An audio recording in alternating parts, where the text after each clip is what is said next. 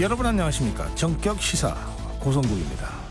정치권에 오랜만에 화해 무드가 조성되고 있습니다만 여전히 곳곳에 지뢰밭입니다. 노란봉투법 여야 협치의 뇌관으로 꼽힙니다. 관련해서 저희 정격 시사가 여야 환노위원 차례로 만나보고 있는데요. 지난주 수요일은 더불어민주당 이용호 의원을 만났었습니다. 오늘은 국민의힘 환노위 임이자 의원을 연결해 보겠습니다. 민주당 최고위원 후보 가운데 1위로 올라선 더불어민주당 김민석 의원도 전화로 만나보겠습니다. 오늘 정치 공부하는 시간인데요. 대통령의 휴가에 대해서 좀 들여다보겠습니다. 한 주간의 화제 소식들 정리해서 뉴스 키워드로 전해드리겠습니다. 8월 9일 금요일 정격 시사 출발합니다.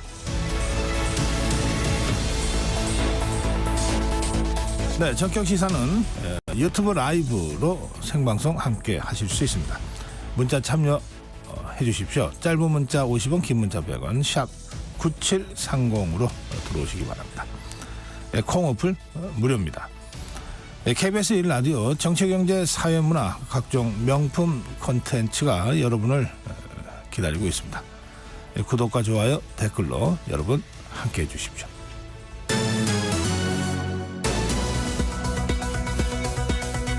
네, 뉴스 브리핑입니다. KBS 우정화 기자입니다. 어서 오세요. 안녕하세요.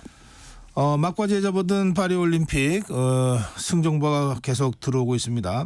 태권도 여자 57kg급 김유진 선수의 금메달 소식이 있군요. 예, 이 간밤에 또 금메달 소식이 들려왔습니다. 어제 이 박태준 선수에 이어서 이 파리올림픽 태권도에서 연이틀 지금 금메달이 나오는 상황인데요. 여자 57kg급 간판 이 김유진 선수가 이 세계 1, 2위를 차례로 제압한 이변을 일으켰습니다. 이 선수 세계 랭킹 지금 24위라고 하는데 1, 2위를 제압하면서 57kg에서 16년 만에 금메달을 안겼습니다. 이렇게 김유진 선수도 이번에 금메달을 따면서 이 한국 태권도가 올림픽 사상 이 최다 금메달 기록 경신도 이번에 노려볼 수 있다. 이런 전망이 지금 나오는데요. 오늘은 서건우 선수, 내일은 이다빈 선수 출전이 예정돼 있어서 금메달을 좀 기대를 해볼 만한 상황입니다. 네, 막바지에 더 많은 금메달 소식이 들어왔으면 좋겠습니다. 법무부 사면심사위원회가 광복절 특별 사면 및 복권 대상으로 김경수 전 경남지사, 조윤선 전 청와대 정무수석을 포함했다고요? 네, 이 말씀하신 대로 두 사람이 이 명단에 포함이 된 걸로 지금 확인이 되고 있습니다. 이 법무부 사면심사위가 어제 이 법무부 과천청사에서 회의를 열어서 이렇게 결정을 했습니다.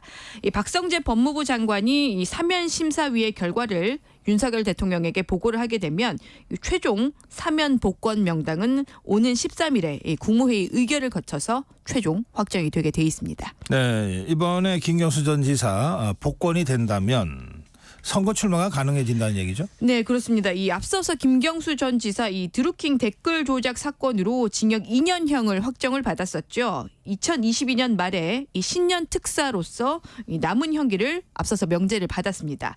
그런데 당시에 이 복권은 되질 않아서 오는 2027년 12월까지 선거에는 나갈 수가 없는 상태였습니다. 이번에 이 김 전 지사의 복권이 최종 결정이 되게 되면 이 선거 출마를 통한 말씀하신 이 선거 출마를 통한 정치적인 제기도 가능해지는 상황입니다. 이렇게 되면 야권 정치 지형을 변화시킬 수도 있는 정말 이 새로운 변수가 이 등장을 하게 되는 건데요. 이번 명단이 주목되는 이유가 바로 이런 데에 있습니다. 예. 자, 외신 속보 전해드리죠.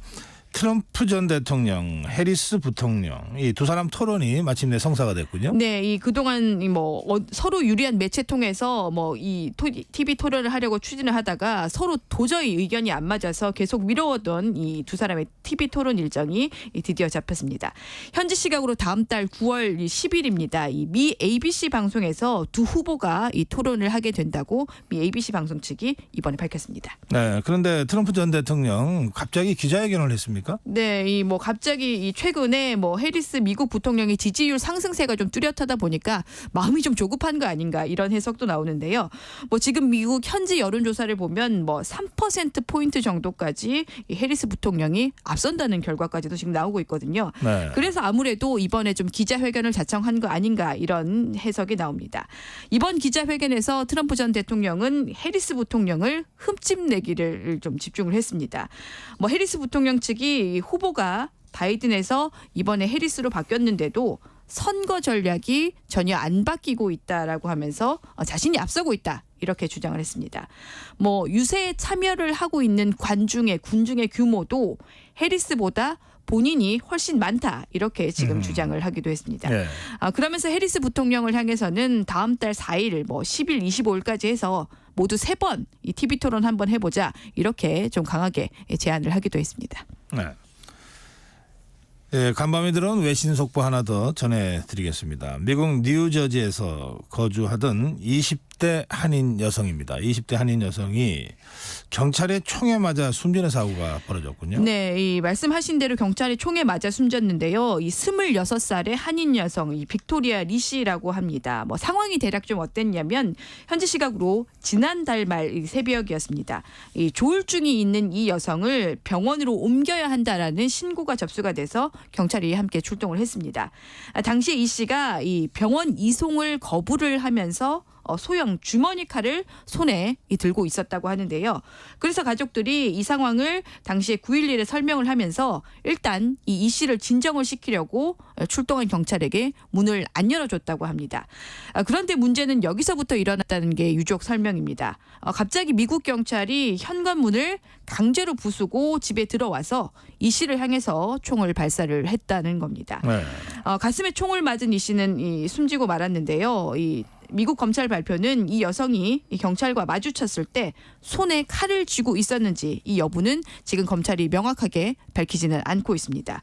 그래서 이 부분이 좀 명확하게 밝혀져야 과잉대응 논란의 진실이 좀 정확하게 밝혀질 수가 있을 것 같습니다. 네, 유족들은 경찰의 과잉 대응을 주장하고 있는 거죠. 네, 이 유족들은 과잉 대응을 주장을 하면서 경찰 몸에 설치된 이 보디캠이죠. 보디캠 영상 공개를 지금 요구를 하고 있습니다. 이 검찰은 지금 이 경찰 대응이 적법했는지 계속 수사를 하고 있는 상태입니다. 네. 네, 어제 새벽에 북한 주민 한 명이 걸어서 우리 쪽으로 기순을 했는데 한강 하구 중립 수역을 걸어서 나왔다는 겁니까? 네, 이 말씀하신 대로 한강 하구의 이 중립 수역을 걸어서 건너온 걸로 확인이 됐습니다. 북한 주민 한 명이 우리 측에 귀순 의사를 밝힌 건 어제 새벽에 이 인천 강화군 교동도였습니다. 이 주민은 이 썰물에서 밀물로 넘어가는 시기에 물이 좀 빠진 틈을 이용을 해가지고 이 한강 중립수역을 걸어서 넘어온 걸로 전해지고 있습니다. 그런데 원래 넘어오려고 했던 사람이 2명이었다고 하던데 그중에 1명만 귀순한 겁니까? 네, 지금 상황으로 봤을 때는 이 2명 중에 1명은 못 오고 1명만 온 것 같습니다. 뭐 우리 군이 파악을 하기로는 어제 시도를 한 게 2명이었는데 최종적으로 1명만 넘어온 걸로 지금 보고 있는데요. 군소식통은 열상 감시 장비 등으로 이 당시에 귀순 상황을 실시간으로 우리 군이 계속 지켜보고 있었고 뭐 경고 사격, 뭐 방송 없이 뭐 좀 신호를 통해서 은밀하게 귀순을 유도했다 이렇게 지금 설명을 하고 있습니다. 네. 당국은 지금 귀순 주민을 상대로 탈북 경위와 또 간첩 혐의 또 다른 주민의 동행 여부를 지금 조사를 하고 있는데요. 합동참모본부는 현재까지 북한군의 특이 동향은 없다고 밝히고 있습니다. 네, 이 최근 폭염 탓에 그 예상치 않았던 일들이 자꾸 벌어지는데 이 킥보드 있잖아요. 킥보드 배터리에서 불이 나는 경우가 잇따르고 있다고요? 네, 이 말씀하신 대로 지금 한여름에 이 특히 충전하다가 불이 나는 경우가 최근 정말 많아졌다라고 하는데요. 최근 5년 사이에 전국에서 발생한 킥보드 화재가 400여 건이나 되는데 특히나 이 여름철을 중심으로 해마다 늘고 있는 추세라고 합니다. 뭐 최근에 좀 이 킥보드 화재를 좀 보면 정말 순식간에 불이 확 붙어가지고 정말 좀 주의를 하셔야 하는데요. 이런 경우는 이 온도가 갑자기 치솟는 이 열폭주 현상 때문에 불이 이렇게 순식간에 좀 붙고 있는 겁니다. 네. 킥보드 배터리가 이 지금처럼 고온다습한 이 여름철에 이 쉽게 반응을 하는 게 이 주된 이유라고 하는데 실제로 이 화재를 보면은 40% 킥보드 화재의 40% 정도가 여름에 집중이 돼 있는 상태입니다. 그래서 지금 같은 경우에는 특히나 이 충전을 할 때 좀 조심하셔야 되는 게 과하게 이 넘치게 충전을 안 하셔야 하는 건데요. 과하게 충전되면 뭐 당연히 좀 온도가 올라가면서 불이 날 확률이 높아지기 때문에 충전이 완료가 되게 되면 뭐 과하게 좀 방치를 하지 않고 무엇보다 빨리 좀 충전기를 분리를 시키는 게 가장 최선의 방법이라고 합니다. 네. 여름철 불청객 소식 하나 더 전해드려야 되겠네요. 최근 찜통 더위 때문에 감염성 식중독 환자가 크게 늘고 있다고요? 네, 아무래도 이 여름에는 당연히 좀 음식 조심하셔야 됩니다. 뭐 이런 말씀 많이 들으실 텐데요. 이 감염성 식중독을 장관 감염증이라고 부릅니다. 이 감염증에 걸리면 뭐 아시는 대로 설사, 구토, 뭐 탈수 증상 일으키기 쉽기 때문에 지금 같은 한여름철에 정말 주의를 하셔야 되는데요. 이 환자, 이 장관 감염증 환자가 이 더위가 시작된 지난달 초부터 급격하게 늘기 시작했습니다. 그래서 지난달 말에는 한 500명 정도를 기록을 했는데요. 최근 5년간 집계된 주간 환자 수 중에서 가장 많았습니다. 계속 말씀을 드리지만 너무 덥고 또 습하다 보니까 이 세균에 병원성 세균에 쉽게 오염이 되면서 식중독 증상이 나타나고 있는 상황입니다. 병원성 세균 중에서도 캄필로박터균, 이름도 어려운데 캄필로박터균이나 살모넬라균에 감염된 환자가 대다수입니다. 네. 특히 캄필로박터균은 덜 익힌 가금류, 특히나 이 생닭 표면에 묻어 있는 경우가 많다고 합니다. 또 살모넬라균은 달걀 껍질 표면이나 장시간 이 실온에 방치된 달걀액에 남아 있는 경우가 많다고 하는데요. 그래서 당연히 오염되지 않으려면 지금 같은 때에는 음식을 좀 충분히 이 열에 익혀서 먹어야 하고 또 특히 이 생닭을 씻을 때는 물이 튀지 않도록 하고 특히나 좀 제가 이건 잘 지키는 부분인데 계란을 만지고 나면 이 살모넬라균에 감염되지 않도록 정말 반드시 좀 손을 씻으셔야겠습니다. 네. 네, 오늘 여기까지 듣겠습니다. 뉴스브리핑 우정화 기자였습니다. 전격시사 듣고 계신 지금 시각 7시 32분입니다. 전격시사 날씨 정보입니다. 지난 밤 사이에도 열대야가 나타난 곳이 많습니다. 강한 남서풍이 계속 불어오면서 서해상으로 많은 수증기가 유입돼 열대야가 장기간 이어지고 있는 건데요. 특히 서울은 19회째, 제주는 25회째 지속되고 있습니다. 전국 대부분 지역에 폭염특보도 계속 발효 중이고요. 오늘도 한낮에는 체감온도 35도 안팎의 찜통 더위가 나타나겠습니다. 낮 기온 서울과 전주 34도, 청주와 대구 35도, 강원도 정선은 36도까지 오르겠습니다. 오늘은 강원 산지와 남부지방, 제주도에 소나기가 내리겠는데요.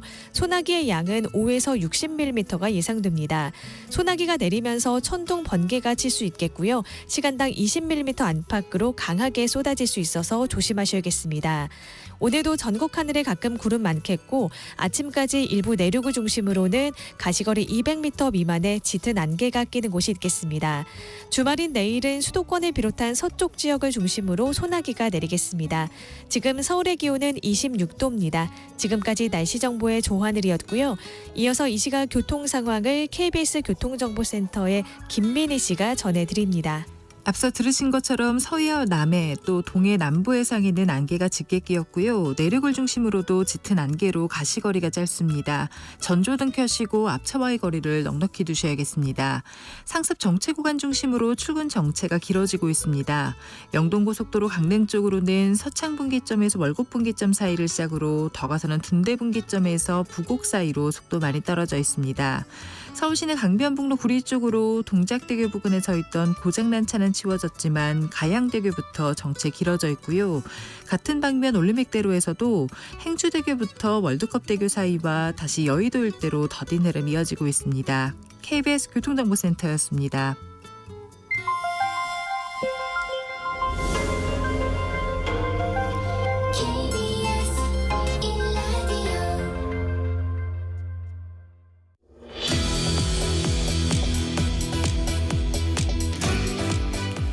네, 국회에서는 노란 봉투법을 둘러싼 여야 공방이 계속되고 있습니다. 네, 오늘은 국민의힘 환노위 환경노동위원회 임이자 의원 전화로 연결해서 말씀 듣겠습니다. 의원님 안녕하십니까? 네, 안녕하십니까? 네, 임이자 의원님은 경북 상주시 문경시 지역구 국회의원이시고요. 삼선 의원이시죠? 네, 그렇습니다. 제가 알기로 그동안 초선 재선 때도 쭉 환경노동위원회에서 활동하셨던 것 같던데요. 예, 지금 9년째 하고 있습니다. 이게 상임위원회를 그렇게 옮기지 않고 계속 하시는 이유가 있나요? 뭐 저도 지역이 농촌 지역이니까 네. 농해수위원이나 이런 데 좀 가고 싶습니다. 국토위나. 네. 그러나 이제 당에서는 전문가라는 이유로 지금 계속 한의를 맡기고 있는 것 같습니다. 네, 이미자 의원님이 저 한국노총 출신이시라서 당에서 그렇게 요구하는 모양이죠. 네, 그런 것도 있는 것 같습니다. 그런데 이 여당 그 국민의힘 쪽에서는 이 환경노동위원회를 좀 어려워하고 좀 안 가려고 했던 경향이 예전에는 있었던 것 같은데요. 요즘은 좀 많이 달라졌습니다. 서로 오시려고 그럽니다. 그렇습니까? 예. 이제 인기 상임위가 된 거군요, 그러면. 예, 그렇습니다. 예. 지금 노란봉투법이 일단 국회에서 이제 강행 처리가 됐는데 네. 국민의힘은 윤석열 대통령에게 제2 요구권을 건의한 상태죠. 그렇습니다. 네, 왜 그렇습니까? 제가 며칠 전에 필리버스터를 할 때도 말씀드렸는데요. 네, 야당에서 말하는 노란봉투법이고 또 국민의힘에서 말하는 불법 파업을 부르는 과잉입법이다 지금 이렇게 얘기하고 있지 않습니까? 네, 그래서 제가 그때 딱 한마디로 이렇게 정리를 했습니다. 필리버스터 할 때. 우리 몸에 염증이 생기면은 항암 치료하면 되지. 항암제를 갖다가 치료하게 되면 좋은 세포까지 다 죽일 수 있기 때문에 나쁜 결과를 초래할 수 있다. 그리고 두 번째로는 이거는 엄중한 꼼수입법이다.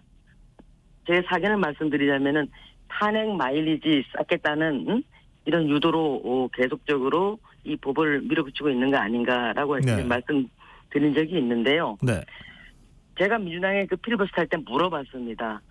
이 법이 그렇게 좋은 법이면은 왜 문재인 대통령 때 180석이 넘었고 대통령도 노동 가치를 존중한다라고 소득주도 성장까지 하면서 얘기를 했는데 왜 이 법을 너들이 통과를 안 시킨 거냐 못 시킨 거냐 이렇게 내가 다시 필리버스터 할 때 민주당 의원들한테 물어봤어요. 네.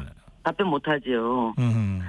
그때 당시에는 그렇게 좋은 법이면 문재인 대통령 때 했으면 되는 거 아닌가요? 네.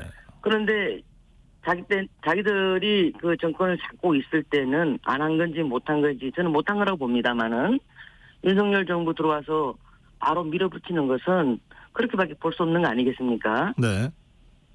아니 자기네들이 그 못했던 법을 윤석열 대통령한테 해내라고 하는 것은 그 자체도 억지고 꼼수입니다.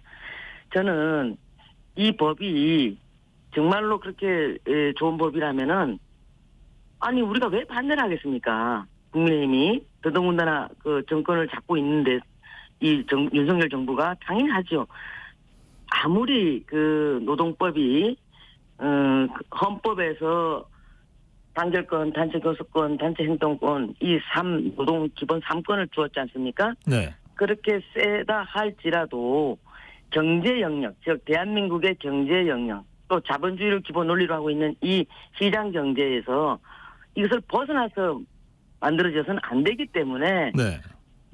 문재인 대통령 때도 못했던 것 같습니다. 그러니까 예. 두 가지로 경제적인 측면과 법리적인 검토를 해도 이게 과잉입법이기 때문에 문재인 정부 때 못했던 것을 더 세더라 커더라 해가지고 갖고 들어오니 어떻게 대통령께서 받겠습니까? 안 그렇습니까? 예, 그래요. 더더군다나 여야가 합의를 해서 통과시킨 법이라면 대통령께서 그거를 갖다가 거부하신다는 것은 말이 안 되죠.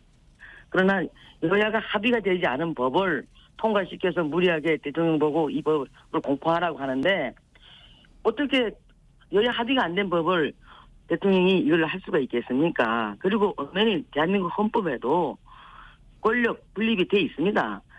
입법이 아무리 강하다 할지라도 또 재량권의 범위가 넓게 인정된다 할지라도 그게 대한민국 경제라든가 법리에 맞지 않았을 때는 네. 대통령께서는 이 부분에 대해서 재심 요구를 할 수 있잖아요. 네. 근데 이것을 갖다가 탄핵 마일리지 쌓기로 프레임을 짜서 거기다가 탄핵하고 있으니까 참 안타깝게 이럴 데 없습니다. 네. 자, 의원님, 네. 노란봉투법 또는 국민의힘에서는 불법 파업 조장법 이렇게 부르는 이 법에 어떤 대목이 문제가 있는지 좀 자세하게 좀 살펴봐 주시면 좋겠는데요. 문제가 좀 예. 시간이 괜찮으시겠습니까? 네네. 이게 문제가 굉장히 많이 있는 법인데요. 네. 일단은 몇 가지 그 사항이 있는데 예. 우선 먼저 사용자 개념을 확대하겠다는 게 하나 있고요. 네. 사용자 개념 그다음- 확대. 예, 그다음에 불법 행위로 인해 가지고 손해배상이 일어났을 때는 그 손해배상 책임 면제를 좀 제한하겠다는 거거든요. 네.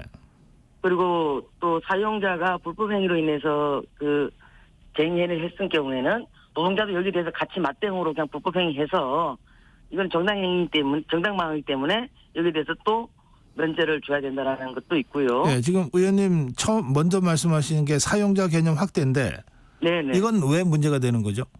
사용자 개념을 지금까지는 우리 법이 보면은 근로계약에서 근로자가 노동을 제공하고 사용자가 거기에 따라서 임금을 지불하고 이렇게 해서 근로계약에서 사용자와 근로자가 개념이 이렇게 돼 있습니다. 네. 근데 이 부분을 근로계약과 상관없이 실질적 구체적 지배의 역량만 있다라고 한다면은 네. 여기에 대해서 사용자성을 확대해서 사용자가 노조법상 책임과 의무를 지할 부분을 갖다 다 지게 하겠다는 얘기입니다. 네. 쉽게 얘기하면 실질적 구체적 지배라는 것이 어느 범위냐 이거예요. 이게 아. 굉장히 모호한 개념이지 않습니까? 네. 그러면 극단적으로 말씀드릴 것 같으면 원청 예를 들어서 현대자동차가 협력업체가 5,000개 정도 됩니다. 네. 그럼 여기에서 실질적 지배에 대한 개념을 명확하게 표시해 주지 않으면은 5,000개하고 다 교섭을 해야 된다는 얘기도 이게 과언이 아닙니다. 아하. 그렇기 때문에 실질적 구체적 지배에 대한 표지를 명확하게 해줘야 되는 거거든요. 네. 안 그러면 이거는 법관의 자의적 해석에 따라서 고무줄 잣대가 돼서 어느 건 되고 어느 건 안 되고 아까 말씀드렸다시피 사용자가 되게 되면 여기에 대한 책임과 의무가 있고 책임과 의무를 다하지 않거나 위반했을 경우에는 여기에는 형사처벌이 따르게 됩니다. 네. 그래서 재형법정주의 원칙에 의해서라도 이 법률이 명확해야만 사용자들이 내가 어느 선까지 책임을 지고 어느 선까지 단체 교섭을 해야 되고 이런 부분들이 정해져야 되는데 이거 없이 그냥 밀어붙인 거거든요. 아, 그렇군요. 예. 그래서 사실상 노동자들한테도 이 부분이 명확하게 명령되지 않으면은 계속적으로 단체 교섭해달라. 원청에서 우리는 실질적 구체적 지배에 있지 않아. 그럼 이 다툼이 일어나게 되죠. 네. 그러면 노동 관련된 다툼은 5심제입니다. 진호위, 중노위, 1심, 2심, 대법. 이렇게 그러면 그거 서로 소송하다가 세월 다 가는 거거든요. 그래서 예. 실질적 구체적 지배에 대해서 어느 범위까지 어느 선까지 해야 되는가가 이게 정확하게 명징이 돼야 돼요. 네네. 근데 그냥 추상적으로 모호한 개념으로 이렇게 알겠습니다. 해놓으면은 이 부분을 갖다가 혼란이 오게 되고 또 과잉법이죠 이게. 예. 과잉법이기 때문에 아무리 대한민국 국회의 입법권이 입법 재량권이 넓게 인정돼 있다 할지라도 기본권을 침해할 때는 예를 들면 사용자의 경영권이 있지 않겠습니까? 네. 기본권을 침해할 때는 가행금지 원칙에 의해서 정확하게 따져봐야 돼요. 네네. 그러면 침해 최소성이라든가 법의 형량이라든가 이걸 다 규범 조화적으로 해석을 해서 법을 만들어야 되는데 이렇게 법이 가게 되면은 이연될 소지가 굉장히 높습니다. 알겠습니다. 그리고 두 번째 지적하신 문제가 노조 손해배상 책임 문제였는데요. 네. 네, 이 문제는 어떻게 문제가 있다고 보시는 건가요? 이제 노조 손해배상 관련돼 가지고 난 여러 가지 문제가 있는데요. 네. 지금 현재는 헌법에서 근로상권을 주었기 때문에 강력한 무기잖아요. 네. 그렇게 해서 노동자들이 정당한 방법으로 인해서 쟁의행위를 했을 경우에 사용자에게는 당연히 손해가 일어나지 않습니까? 네. 어떤 형태로든. 그렇지만 이게 이연부담 원칙에 의해서 사용자가 여기에 대해서 정당한 단체 교섭이나 쟁의 행위로 인해서는 민형사상 특권을 줘서 면책을 안 하도록 돼 있습니다. 못 하도록. 예. 그런데 여기서 이제 더 나가서 그 범위를 단체 교섭 또 단체 행동, 쟁행위뿐만 아니고 그 밖에 노조 활동까지도 다 이걸 손해배상 책임 면제 한도를 갖다가 확대시키는 거예요. 네. 근데 그 밖에 노조 활동이라는 게 범위도 굉장히 불분명하지 않습니까? 이런 모든 부분들이 사용자의 재산권에 과도한 제한이 될 우려가 있기 때문에 안 된다는 것이고, 네. 그다음에 또 그 민법 761조의 그 정당 방위를 갖다가 굉장히 노조법으로 무리하게 끌고 와요. 네. 민법 761조의 그 정당 방위 같은 경우에는 이제 불법행위가 이루어졌을 때는 이게 폭력이라든가 뭐 살해 위협이라든가 현재성과 긴급한 위난성이 있어야 되거든요. 네. 그랬을 때 국가가 구제할 여유가 없을 때는 이게 그 가능하도록 돼 있는 것을 아니 노조의 이런 부분들을 갖다 너무 무리하게 끌고 왔을 때는 이게 정말 문제가 많이 있다. 네. 네. 그다음에 또 그 사용자들이 노동자들의 어떤 그 불법행위나 이런 데 대해서 면책을 해줄 지금 법으로는 절대 면책할 수가 없습니다. 그런데 뭐 뒤로 꼼수로 아니면 또 이런 부분을 갖다가 그 배임 부분을 갖다가 면제를 시켜주려고 하는데 이 배임은 네. 고의성을 기준으로 하기 때문에 여기 있다고 해서 배임이 성립이 안 되는 것도 아니거든요. 그러면 쉽게 얘기해서 예를 들어서 공공기관이나 공기업 같은 경우에는 대부분 보면 대표자들이 2년 내지 뭐 3년 임기로 와서 하지 않습니까? 네. 그러면 이 사람들이 노조가 너무 시끄럽게 하고 귀찮고 힘들고 그러면은 그냥 그 불법 행위로 인한 책임이라든가 이런 부분을 갖다가 면제해 줄 수도 있어요. 아이, 나 이따가 갈 건데, 뭐 2, 3년 있다 갈 건데. 그렇게 했을 경우는 이건 누가 책임질까요? 여기 주주들은 어떻게 손해를 그냥 너들은 주주니까 그냥 손해 감내해? 이렇게 할 수는 없는 거 아닙니까? 네. 이 법들이 모든 문제가 얽히고 설켜 있어서 상당히 과잉 입법이다 이렇게 말씀드릴 수가 있습니다. 네, 의원님 이게 이 21대 국회에서도 추진이 됐던 법 아닙니까? 맞습니다. 예. 그러면 환경노동위원회 차원에서 지금 네. 의원님 말씀하신 이런 문제점 네. 이런 것들이 그 여야 위원들 간에 충분히 토론이 되지 않았나요? 예. 뭐 저기 민주당에서는 공청회도 했고 뭐 했지 않느냐 하는데 천만의 말씀이고요. 이 부분을 제가 너무 문제가 많은 법이고 국가의 어떤 그 시장 경제라든가 자본주의 기본 원리 자체를 갖다가 근간을 흔드는 법이기 때문에 이것을 꼼꼼히 하나하나 좀 따져봐가면서 해야 된다라고 누누이 말씀드렸고요. 네. 그냥 그 윤석열 정부를 바뀌면서 무리하게 밀어붙이면서 그냥 안건 조정에다가 안건 조정에는 우리가 90일 동안 저기 여야가 얘기를 할 수 있도록 돼 있어요. 네. 그런데 안건 조정에다 올리고 5분 만에 통과시킨 겁니다. 그래서 그때 예. 제가 뭐라고 얘기를 했냐면 민주당에다가 공개 토론하자, TV 토론하자. 네. 이렇게 해서 국민들에게 한번 소상하게 얘기하고 이 법을 논의하자라고 했는데도 완전 무시하고 그 다수의 힘으로 5분 만에 통과시켰던 겁니다. 예. 그러니 이 법이 어떻게 온전할 수가 있겠습니까? 국민의힘에서는 이 노란봉투법을 불법 파업을 조장하는 과잉입법이다 이렇게 규정하고 있는데요. 네. 그런데 지난주에 그 더불어민주당의 환노위 이용우 의원이요. 네. 예, 저희 프로에서 대담하면서 이렇게 주장했어요. 파업이라는 거 그렇게 쉽게 하는 거 아니다. 노동자들도 임금 손실을 감수해야 되고 해고 위협에 직면하기도 하기 때문에 신중에 신중을 거듭해서 파업을 한다. 그러니까 불법 파업 조장된다 이런 식으로 함부로 얘기할 일이 아니다. 이렇게 주장을 했는데 네. 이 주장에 대해서는 어떻게 생각하십니까? 지금 현재의 그 노조법으로 보면은 이용우 의원이 얘기하는 부분이 이런 뭐 맞는 부분도 있을 것 같은데요. 네. 그런데 지금 그 현재 있는 이 부분들을 갖다가 더 확장시켜 놨습니다. 네. 사용자성 개념을 확장시켰죠.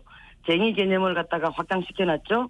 쟁의 개념 같은 경우에는 근로조건 결정에 대해서 쟁의를 할 수 있도록 돼 있는데 주장이 불일치됐을 때 네. 이걸 결정이란 두 자를 뺍니다. 그러면 근로조건에 대해서 주장 불일치가 있을 때는 쟁의행위를 할 수 있는 건데 결정이라는 것은 미래에 앞으로 우리가 그 단체 교섭을 통해서 단체 협약을 체결할 거에 대해서 그 파업을 할 수 있는 거지 근로 조건 그 결정을 빼버리게 되면 이미 획득해 놓아 있는 그런 권리 분쟁까지도 파업을 할 수 있도록 하기 때문에 예를 들어서 해고자 복직 문제 가지고도 파업할 수 있는 거죠. 아하, 예. 그러니까 이런 부분들은 노동위원회라든가 법원에서 다 구제할 수 돼 있는데도 불구하고 지금 노동쟁의 개념 확대, 사용자 개념 확대, 그다음에 손해배상 책임 제한, 그다음에 또 배임죄까지 네. 면책해주자 이렇게 나와 있는데 이거는 파업을 쉽게 할 수 있도록 만들어 놓은 거죠. 그래서 내가 알겠습니다. 그 얘기 듣고 웃었어요. 그냥 음. 본인들이 지금 뭘 하고 있는지 자체를 모르고 있는 거죠. 지금 여야가 이제 머리를 맞대고 그 여야정 상철협의체 구성을 하자 이렇게 지금 의논을 시작했는데요.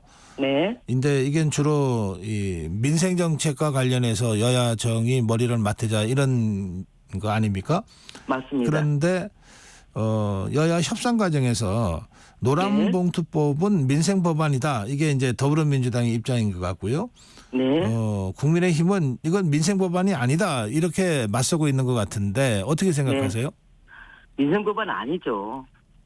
지금 현재 한노위에도 육아지원 3법, 뭐 배우자 육아휴가라든가 육아지원 3법뿐만 아니고 가장 심각한 게 지금 임금체불입니다. 네. 임금체불 방지법, 또 기후변화로 인해서 상당히 폭염, 뭐 한파 이랬을 때 노동자들을 어떻게 보호할 것인가에 대한 산업안전보호법이라든가, 네. 또 제가 며칠 전에 그 노동약자지원법을 토론회를 했는데 이런 부분들이 민생이죠. 지금 그 더불어민주당이 갖고 온 그 불법화합 조장법 같은 경우에는 지금 우리 그 임금 근로자가 한 2,200만 명 되고 자영업자들이 한 670만 명 정도 됩니다. 네. 이 2,800만 취업 활동하시는 분들 중에서 노조에 가입돼 있는 인구수는 한 240만, 250만 정도 되고요. 네. 그 중에서도 또 그 고용노동부가 2022년에 실시한 그 손배 가압류 실태 조사를 보면은요. 네. 2009년부터 2022년까지 8월까지 총 73개 사업장에서 151건의 손해배상이 발생했거든요. 네. 이게 민노총을 상대로 한 게 142건입니다. 94%를 차지하고요. 또 그 중에서도 회사가 9개 기업이죠. 9개 기업. 대우조선, 쌍용, 현대차, 현대제철, 뭐 한국철도공사, 문화방송, 한진중공업 등 이렇게 대기업 노조, 민노총 노조에서 일어나는 일들이기 때문에 네. 이게 그 소수의 강성노조의 불법 파업을 보호하기 위한 법이지 이게 진짜 민생 법안인지 일단 오히려 묻고 싶습니다. 진짜 민생 법안은 따로 있다 그런 말씀이시네요. 그럼요. 육아지원법, 그다음 임금체불 방지법, 산업안전보호법, 또 노동약자를 위한 지원법 이런 게 가장 민생을 위한 법이죠. 네, 알겠습니다. 지금 환노위에서는 그 김문수 고용노동부 장관 후보자 청문을 하기로 돼 있지 않습니까? 인사청문을. 네네. 그런데 더불어민주당에서는 이 김문수 장관 후보자 지명 철회하라고 지금 요구하고 있는 상황인데 네. 그 김문수 후보자 지명에 대해서는 어떻게 생각하십니까? 제가 한마디로 답하겠습니다. 네. 연탄재 함부로 발로 차지 마라. 너는 누구에게 한 번이라도 뜨거운 사람이었느냐? 저 이렇게 답하고 싶습니다. 김문수 후보자는 굉장히 그 운동권 지도자로 유명한 사람 아니었습니까? 네. 대학교 재적 후에 스스로 공장에 이장 취업해가지고 뭐 한일 도루코 노조위원장을 지내면서 아주 밑바닥부터 노동운동을 한 사람입니다. 정말로 본인의 영달이 아니고 진심을 가지고 노동운동을 하신 그 사람의 업적을 보게 되면은 정파적 입장에 따라서 폄훼해서는 안 된다고 저는 생각합니다. 네. 그뿐만 아니고 이제 이분이 행정가, 공직자로서도 상당히 좋은 능력과 정치적인 감각을 가지고 있다고 평가가 있었지 않습니까?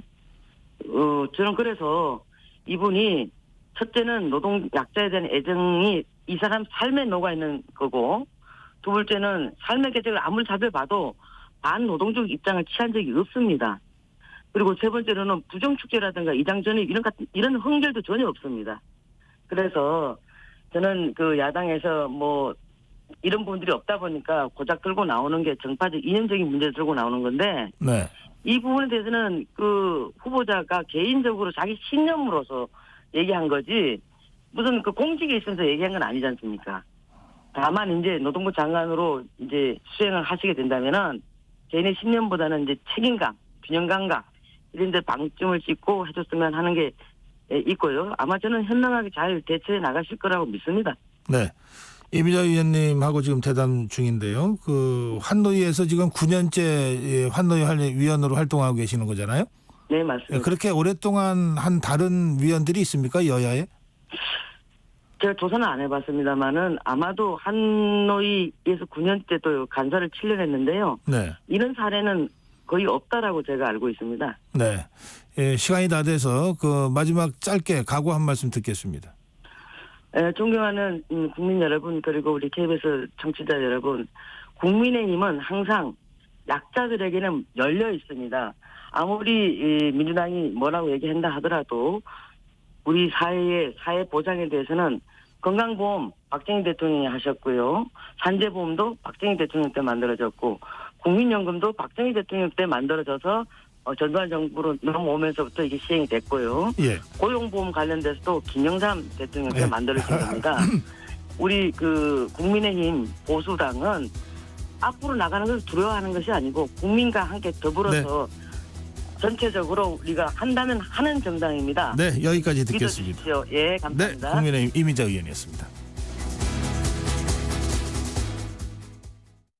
뜻하지 않은 임신으로 출산에 대한 고민을 하고 계신가요?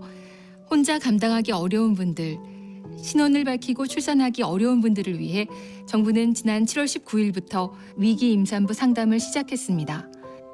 위기 임산부 통합 상담 전화 1308로 전화 주세요. 24시간 전국 어디서나 가까운 상담기관에서 맞춤형으로 상담받으실 수 있습니다. 비밀은 철저히 보장됩니다. 위기 임산부 상담 전화 1308 꼭 기억해 주세요. 정부는 우리의 소중한 아이와 임산부를 위해 최선을 다하겠습니다. 보건복지부. KBS 라디오 기후위기 대응 캠페인 지구를 안녕하세요. 저는 기후변화와 동물연구소에서 있는 남종영이라고 합니다. 저는 얼마 전에 충격적인 한 통계를 접했는데요. 6년 동안 우리나라 가축이 여름철 폭염으로 2,010만 마리가 죽었어요. 그중에 91%가 닭이었거든요. 왜 이렇게 많이 죽을까 했더니 보통 A4 한 장 정도에서 태어나서 거기서 1년 반 정도 매일 알을 낳다가 죽는데, 당연히 그렇게 좁은 케이지가 막 겹겹이 쌓여 있기 때문에 여름철 폭염에 취약할 수밖에 없겠죠. 고기를 먹지 말자, 덜 먹자, 비건이 되자라고 하면 조금 부담을 가지시는 경우가 많더라고요. 어렵다면 할 수 있는 거 하나부터 시작해보자. 가장 가성비가 좋은 실천이 뭐냐면 계란을 바꾸는 거라고 생각해요. 제가 영국에서 한 2년 정도 살았는데요. 동물복지 계란이 아닌 계란을 찾기가 힘들어요. 동물복지 계란이 이미 일반화가 돼가지고 그냥 계란은 동물복지 계란이라고 생각하는 거죠. 또 우리가 그만큼 동물복지 계란을 많이 찾으면 이 산업에도 경쟁력이 생기기 때문에 그만큼의 값싼 가격으로 우리에게 줄 수 있을 겁니다. 근데 이 모든 것보다 중요한 거는 우리가 육류를 조금이나마 줄이는 거예요. 그 치킨 먹는 횟수를 한 달에 한 번이라도 줄이고 다른 것들을 좀 먹어봤으면 좋겠어요. 그것이 바로 기후변화를 위한 작은 실천이라고 생각합니다. 뜨거워지고 있는 지구. 지금 우리의 문제입니다. KBS 라디오 기후위기 대응 캠페인 지구를 지켜라 였습니다.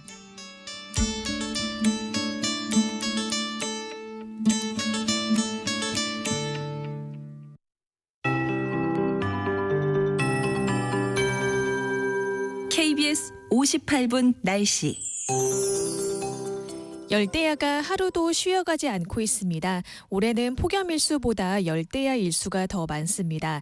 지난 밤 사이에도 밤 최저 기온이 25도로 웃도는 열대야가 나타난 곳이 많은데요. 특히 서울은 19회째, 제주는 25째 열대야가 지속되고 있습니다. 전국 대부분 지역에 폭염특보도 계속 발효 중입니다. 오늘도 체감온도가 35도 안팎까지 올라 매우 무덥겠는데요. 낮 기온 서울과 전주 34도, 청주와 대구 35도, 강원도 정선은 36도까지 오르겠습니다. 온열 질환에 걸리지 않도록 수분 섭취를 잘해 주셔야겠는데요. 카페인 음료보다는 물이나 과일 등으로 수분을 보충하시는 게 좋겠습니다. 오늘은 강원 산지와 남부지방, 제주도에 소나기가 내리겠는데요. 소나기의 양은 5에서 60mm가 예상됩니다. 소나기가 내릴 때 천둥, 번개가 치는 곳이 있겠고 시간당 20mm 안팎으로 강하게 쏟아질 수 있겠습니다. 오늘도 전국 하늘에 가끔 구름 많겠고요. 아침까지 중부 내륙과 전북 내륙에는 짙은 안개가 끼는 곳이 있겠습니다. 주말인 내일은 수도권을 비롯한 서쪽 지역을 중심으로 소나기가 내리겠고요. 당분간 무더위와 열대야가 계속되겠습니다. 현재 서울의 기온은 26.8도, 습도는 86%입니다. 조하늘입니다.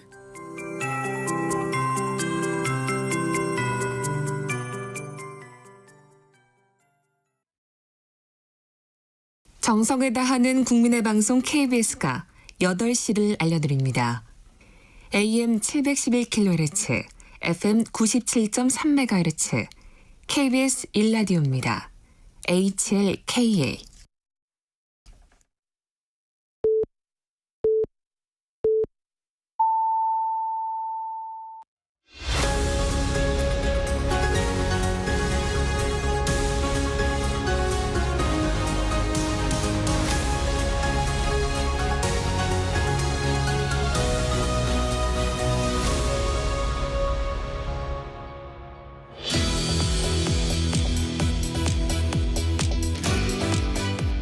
네, 더불어민주당 전당대회 8월 18일 날 있습니다.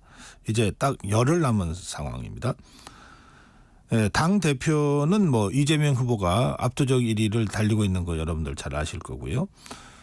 많은 분들은 최고위원 경선에 관심을 갖고 있는 것 같습니다. 이 최고위원 후보 경쟁이 좀 엎치락뒤치락 치열하게 전개되고 있는 상황인데 그중에서 최근에 1위로 올라선 정치인입니다. 더불어민주당 최고위원 후보 김민석 의원 전화로 잠깐 만나보겠습니다. 의원님 안녕하십니까? 네, 안녕하세요. 네, 오랜만입니다. 오랜만이네요. 네, 이 지역 순회 경선하시느라고 아주 바쁘시겠습니다. 예, 이게 뭐 상당히 체력전이네요. 아, 그래요? 예.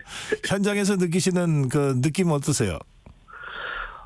이게 뭐 저희 1차 당원 대회죠. 그래서 과거에는 대의원들만 하시던 것이 이제 당원들까지 많이 오셔서 네. 참여도 많고 뭐 분위기도 뜨겁고 그다음에 이제 뭐 지역을 돌면서 1등이 막 계속 바뀌잖아요. 예. 그러니까 저도 저희 당의 전당대회를 본 중에 굉장히 흥미로운 하는 입장에서는 흥미롭지는 않습니다. 쫄립니다. 네. 그래요. 보는 입장에서는 흥미로우실 것 같습니다. 네. 그런데 전체적으로는 좀 이 투표율이 기대만큼 안 나왔다 이런 걱정들을 좀 하시는 것 같은데. 예. 그게 이제 뭐 그렇게 오해가 있는데. 네. 그 지금 투표율 전체가 집계된 게 아니고 온라인 투표만 한 거기 때문에. 예. 지난번 전당대회 때의 온라인 투표와 이번에 온라인 투표를 비교하면은 지역별로 평균 5에서 10% 정도가 더 많이 나왔습니다. 아, 그렇군요. 예. 그러니까 앞으로 ARS 투표가 또 있기 때문에 그 ARS 투표가 예년과 같은 수준이라고 하면은 아마 투표율은 더 올라갈 것으로 지금 보고 있습니다. 그래서 아마 조금 그런 정확하게 모르는 데서 나오는 오해가 있었던 걸로 저는 생각하고 있습니다. 아, 그렇군요. 예, 최종 투표율 좀 기다려 봐야 되겠네요. 네네. 그러시고 지금 말씀하셨습니다만 뭐 이 권역별 투표 상황이 발표가 되면서 막 1등, 2등이 바뀌기도 하고 막 그러잖아요. 네네. 그런데 우리 김민석 의원이 그 누적 투표율 1위를 달리고 있습니다. 예. 처음에는 조금 고전하셨던 것 같은데. 네, 처음에 저도 뭐 스스로도 처음에 중간 정도에서 시작해서 서서히 올라가지 않겠나 생각을 했고요. 네. 처음에 뭐 3등도 했다가 4등도 했다가 이제 그렇게 하다가 2주차, 3주차를 거치면서 이제 2주차에 지역 1등을 하고 3주차에 누적 1등을 하고 이제 이렇게 됐습니다. 네. 이제 열흘밖에 안 남았는데 그 최종 성적을 뭐 이 후보 본인이 뭐 말씀하시기가 좀 그렇습니까? 저한테 여쭤보시면 저는 당연히 1등 계속 했으면 좋겠다 이렇게 말씀드려야죠. 예.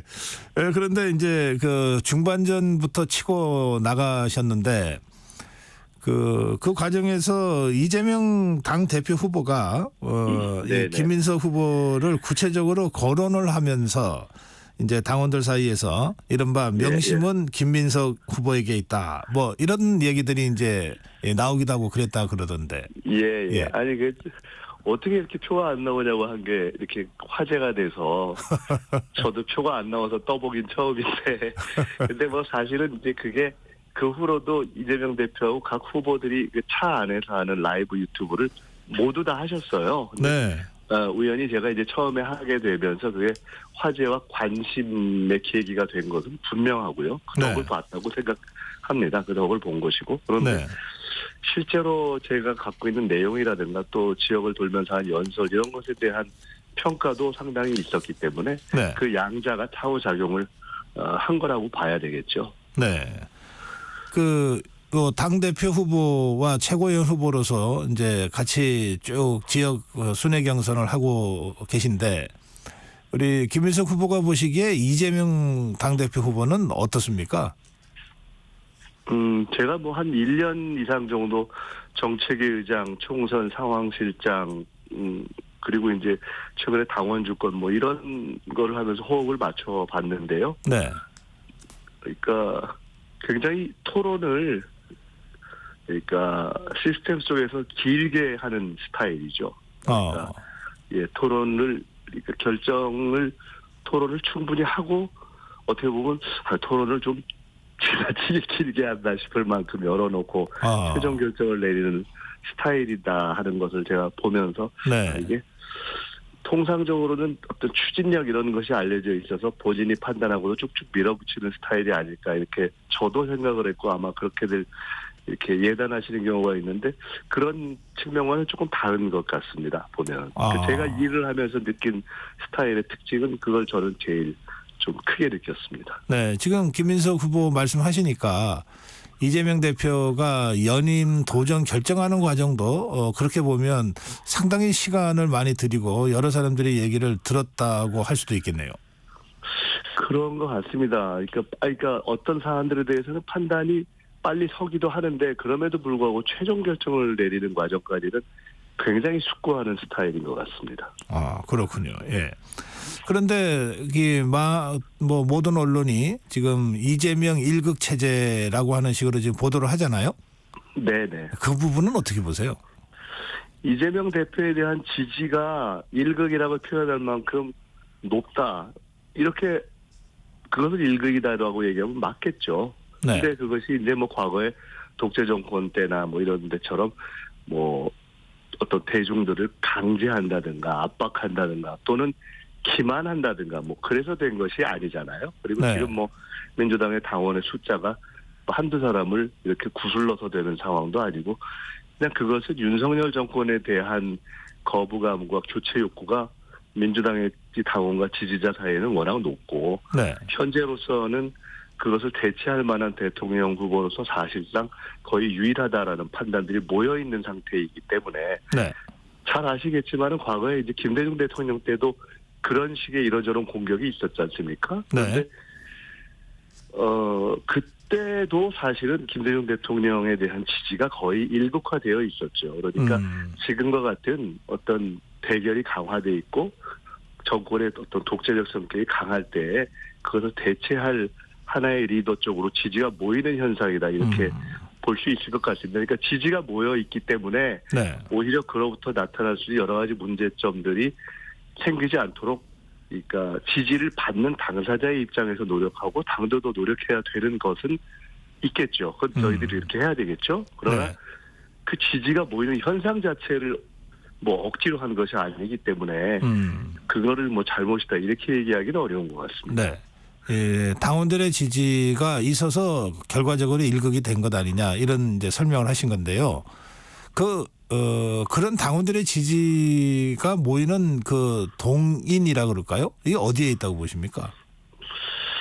저는 결국 정치는 시대 정신 아니겠습니까? 이게 무슨 뭐 어떤 작은 기술이나 뭐 작은 정책 하나로 되는 것이 아니어서 크게 보면은 이 어떤 당원 주권이나 국민 주권 또는 어떤 주권자인 국민들의 권한 행사가 굉장히 평등화되는 집단지성의 시대로 지난 한 10여 년 동안 쭉 가고 있는 이렇게 변해온 것이고 예를 들어 그것이 어떤 직접 민주주의적 요소가 강화된 것인데 그런 점에 대해서 지금 현재 동시대의 정치인들에 비해서 굉장히 빨리 포착하고 그냥 그것을 머리로 포착했을 뿐만 아니라 몸으로 이렇게 체화한 것이 저는 이재명 대표가 한 근 10년 내에 이렇게 쭉 지도력으로 성장한 가장 큰 동인이 아닐까 저는 그렇게 봅니다. 아, 그래요. 예. 그런데 이제 같이 당대표 경선을 하고 있는 김두관 후보 있잖아요. 네. 당의 일극화, 특히 그 이재명 대표를 지지하는 지지자들 중에 아주 강성 지지자들이요. 네. 이들과 관련돼서 좀 걱정과 우려와 비판의 목소리를 좀 내고 있는데 그 김두관 후보의 그런 그 비판에 대해서는 어떻게 생각하십니까? 아니 뭐 경선을 하는 입장에서는 여러 가지 말씀을 당연히 하실 수가 있다고 보고요. 네. 그렇지만은 저는 사실은 제가 김두관 후보님을 좋아하고 또 오래 아는데 전체적인 상황이나 시대 흐름을 보는 데 있어서 의외로 전체 시대 흐름에 대해서 조금 잘 이렇게 못 쫓아오고 계신 거 이런 표현은 좀 죄송합니다만은 그런 느낌을 가질 때가 이번 전당대회 중에 많았습니다. 이게 네. 전체 흐름이 뭐 일부의 흐름이 아니라 이게 객관적으로 나타나는 것 아닙니까? 그래서 그런 부분을 예를 들어 뭐 개딸 이런 표현 쓰시는데 사실은 민주당의 당원이나 지지자 가운데서 그야말로 아주 오래 김대중 대통령 때부터 당을 해오셨던 70대, 80대의 뭐 노인부터 시작해서 뭐 주부, 젊은 층에 이르기까지 지금 저희가 갖고 있는 윤석열 정권에 아주 반대하고 현재로서는 이재명 대표를 중심으로 힘을 모으자 하는 정서는 굉장히 광범화되어 있는 것이어서 그것을 개딸이다 이렇게 표현하는 것이 조금 전체 상황을 잘 못 보시는 거 아닌가 하는 생각을 저는 좀 그런 생각이 들더라고요. 예, 그렇군요. 우리 김민석 후보께서 조금 전에 이미 말씀하셨습니다만 그 일극이라고 하는 이제 언론의 표현은 이재명 대표에 대한 압도적 지지의 현상을 설명하는 것이니까 이라고 이제 설명하셨는데, 근데 그로 인해서 생길 수 있는 여러 가지 한계나 문제점도 있을 수 있잖아요. 있을 수 있죠. 예, 뭐 저도 조금 전에 말씀을 드렸고, 그렇죠. 예. 그 부분 관련해서 함께 경선을 해서 이제 최고위원이 될 분들이 해야 될 역할이 꽤 있지 않냐 그런 말씀들 하시는 분 계세요. 예. 지지가 이제 그 과정이 아무리 자발적인 과정이어도 지지가 압도적으로 되면은 아무래도 그 과정에서 저희가 혹 놓칠 수 있는 것들이 있을 수 있죠. 조금 더 다양한 의견을 놓칠 수 있다든가 하는 그런 가능성이라는 건 존재하기 때문에 네. 저는 이제 이재명 대표의 이기 체제가 만들어지면 사실은 저희 당은 이제 뭐 친명이다, 비명이다, 반명이다 이런 구분은 큰 의미가 없는 상황이라고 보시면 될 겁니다. 네. 그래서 저는 이재명 대표 본인께도 이런 말씀을 좀 드렸는데 이제는 저희는 정권 교체를 하고 집권을 하는 것이 제일 절대 과제인 상황이기 때문에 당의 국회의원들을 포함한 모든 구성원들이 실력에 의해서 최선을 다해서 뛰면 각자가 역할을 할 수 있는 그런 기대와 어떤 합리적인 예측 이런 것이 가능한 동심원 체제로 가는 것이 바람직하다. 어떤 뭐 누가 가깝냐 아니냐에 의한 구도가 갈라지기보다는 그러니까 실력에 의한 탕평 내지는 실력에 의한 총력 체제가 갖춰지는 것이 바람직하다고 보고요. 네. 예를 들어 저 같은 경우는 사실 저는 뭐 과거 김대중 대통령님 때부터 시작했습니다마는 그때부터도 김대중 대통령님에 가깝다고 하면서도 무슨 개다. 뭐 개파 이런 데 속해 본 적은 없어서요. 네. 지금도 제가 최고위원이 되면 해야 될 어떤 역할은 조금 전에 말씀드렸던 그런 어떤 실력에 의해서 전체가 뛸 수 있는 그런 체제로 당이 갈 수 있도록 하는데 그런 시스템을 만드는 방향으로 역할을 해야 되겠다. 이렇게 생각을 하고 있고 이재명 대표께도 저는 그렇게 생각한다. 이런 말씀을 편하게 드리고 있습니다. 그러시네요. 지금 말씀하시니까 네. 정계 입문하신 게 한 25년 전쯤 되는데. 이제 몇 년인지 잘 모르겠어요.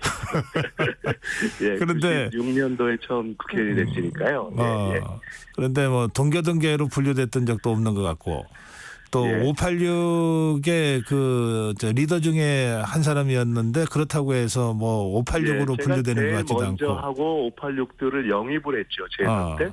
그리고 김대중 대통령 소위 동교동계 막내라 이렇게 표현도 됐지만 네. 동교동계라는 개파 활동을 하지는 않고 저는 그게 뭐 그렇게 스타일이 그렇게 무슨 개파나 그룹으로서 활동하는 것을 그렇게 선호하지는 않았던 것 같습니다. 그렇군요. 예. 그래서 이번에 최고위원이 되시면 또 그렇게 이제 휩쓸리지 않고 당이 필요한 얘기 그때 쓴소리라도 하겠다 이런 각오를 표현하신 것 같습니다. 예. 뭐 저는 뭐 당인으로서 성장해온 사람이고 네. 지금 이제 당이 전체적으로 잘 가는 데 있어서 현재로서 저는 이재명 대표를 중심으로 해서 또 이재명 대표가 정권 교체를 이룰 수 있는 가장 유력한 대통령 후보라고 확신하고 있고요. 또 그렇게 당이 가야 된다고 보고 있기 때문에 거기에 최선을 다하겠습니다. 예. 김두관 후보가 제기한 문제이긴 한데요. 이번 총선 과정에서 뭐 이른바 뭐 비명 행사 이 과정에서 탈당한 정치인들이 꽤 많이 있지 않습니까? 예. 이 사람들도 다 포용해야 한다. 그래야 정권 교체가 가능하다. 이런 주장인데 어떻게 생각하세요? 네, 김두관 후보께서 말씀하신 취지가 어떤 걸까? 뭐 이런 저희가 이제 생각을 해봐야 되겠는데 사실 저는 저희가 지금 생각하는 어떤 크게 기반을 확장하고 하는 것들에 있어서 정책적인 기반을 확대하고 이제 이런 노력들을 쭉 해야 하는데 얼마 김두관 후보께서 말씀하신 예를 들어서 뭐 새로운 미래라든가 아니면 뭐 개혁신당 쪽으로 빠져나간 의원들이 몇 분 계신데 그분들을 다시 끌어안고 말고가 우리 당의 기반을 확대하고 포용력을 보이는 데 있어서의 어떤 중요한 어떤 기준이나 변수라고는 사실 생각이 안 됩니다. 네. 이 정책적인 외연 확장이 더 중요하다 이런 말씀이시네요. 그게 본질적인 문제라고 봐야 되겠죠. 네. 자, 그러면 그 문제 관련해서 이재명 후보가 금투세 완화 가능성을 시사를 한 2번 하지 않았습니까? 예. 근데 당의 정책위 의장은 그건 절대 안 된다는 입장이고요.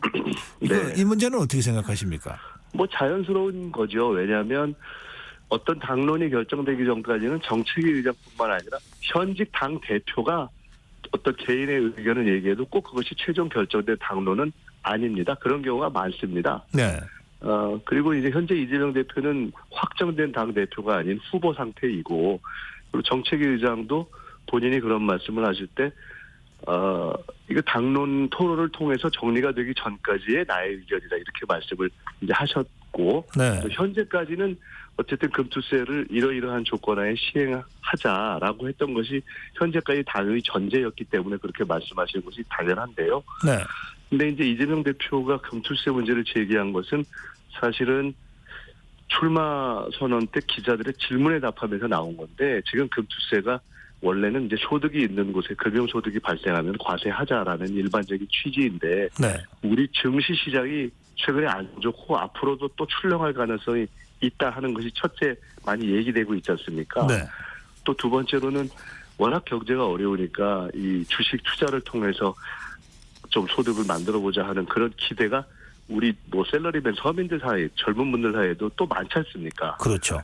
그리고 또 근데 그 액수가 또 우리가 기대를 하면서는 우리가 상당히 좀 소득을 벌 수 있지 않을까 하는 기대가 있는 것도 사실이고, 그러니까 이런 몇 가지 속에서 그대로 하냐 아니면은 그런 과세의 기준을 좀 높일 거냐 아니면 시장이 어려우니까 아예 조금 유예하냐 뭐 이런 정도를 놓고 있는 선상에서 이재명 대표는 지금까지 했던 상황에 그대로 가기에는 시장도 좀 어렵고 또 어떤 기대에 대한 과세에 대한 거부감도 크니 토론을 해보자라고 사실은 제기했던 수준입니다. 근데 기왕 이렇게 됐기 때문에 당내에서도 의원들 간에 이제 논의가 좀 시작되고 있는 것으로 보고요.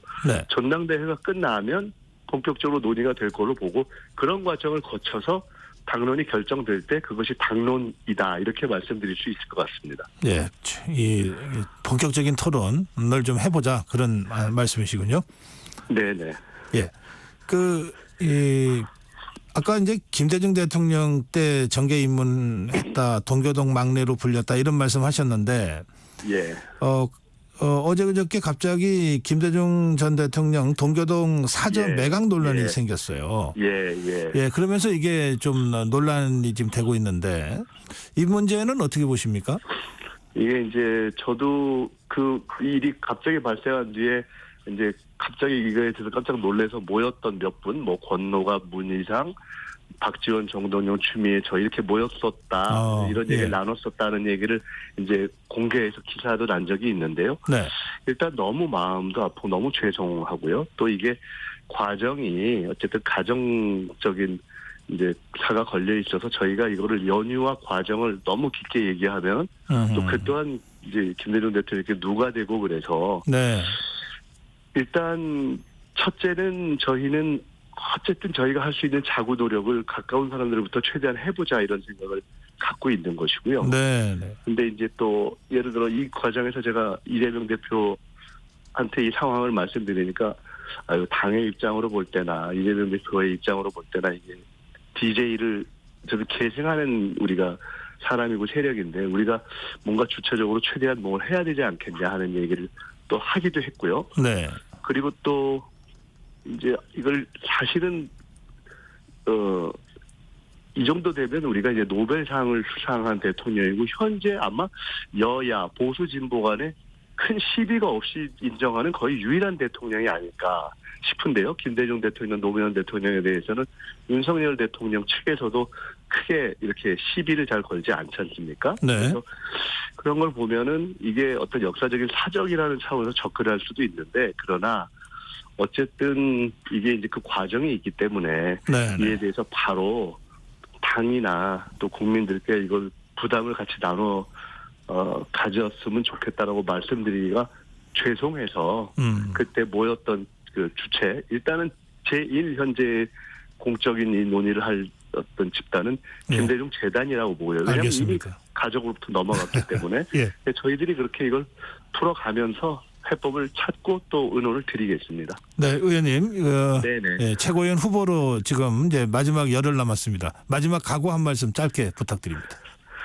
도와주시고 찍어주십시오. 이게 제일 중요한 거죠. 제가 최고위원이 꼭 돼서 해야 할 일이 있고 또 기왕이면 거기서 대표를 바로 옆에서 도우면서 다른 최고위원들과 함께 조율하면서 할 수 있는 걸 뭐 표가 많이 나오고 또 1등을 하고 그러면은 좀 더 역할을 할 수 있지 않을까 이렇게 생각합니다. 도와주시면 감사하겠습니다. 네, 오늘 말씀 잘 들었습니다. 고맙습니다. 네, 감사합니다. 더불어민주당 김민석 의원이었습니다.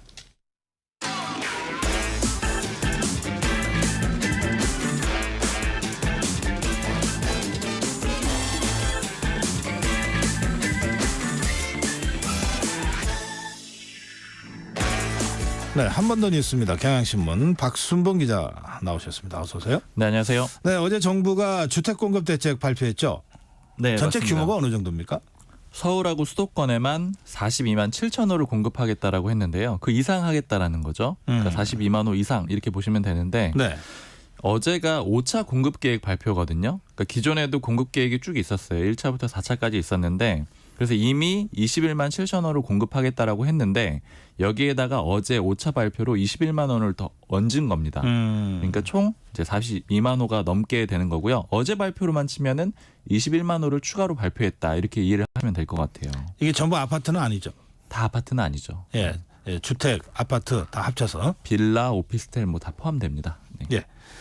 그런데 어제 조치 중에 핵심은 역시 서울 지역 수도권 그린벨트 해제인 것 같아요. 맞아요. 네. 서울에서 그린벨트를 해제하는 것 자체가 오랜만이거든요. 12년 만이고요. 네. 이명박 정부 때 2012년에 그린벨트 해제하고 그 이후로는 없었습니다. 그러니까 이 얘기는 정부가 그만큼 좀 절박하기도 하고 강한 수를 쓴다 이렇게 이해를 하시면 될 것 같고요. 네.